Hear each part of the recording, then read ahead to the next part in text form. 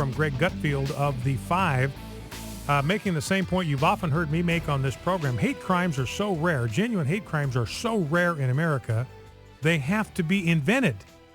A lot of these hate crimes are just scams. They're hoaxes. Remember we had that one about the lesbian waitress claiming that she was denied a tip by a couple who wrote on the receipt, "We're not giving you a tip because you're a lesbian. We don't like your lifestyle, so we're not going to give you a tip." Turns out they gave her a 20% tip, and she made the whole thing up. She lied about it.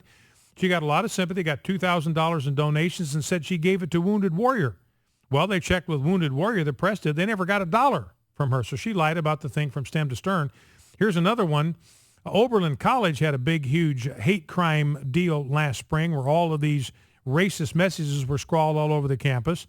And then it turns out that was complete fakery. Now, Vassar College, which is a prominent college, they had an incident where hateful messages were left on students' doors, used the N-word, used homophobic expressions, and it turns out that it was a complete hoax, that all of these racist and homophobic messages were scrawled on these doors by the bias incident response team.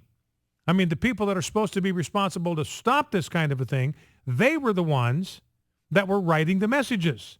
Had another one where a woman claimed that her son, who was on her middle school football team, had been the subject of a racist attack, mixed race child. She's white, the boy's mixed race. And she said somebody spray painted the N-word on the back of her house. That was so traumatic that the school canceled the rest of the football season because of this. Well, it turns out she was the one that spray painted the racist message on her own house.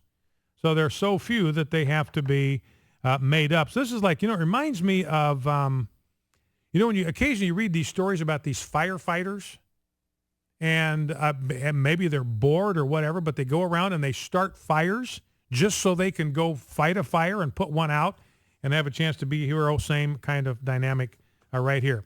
Free for all Friday, 888-589-8840. Let's go to clip 5. And, Emily, if we can start a separate segment here, that would be great. Clip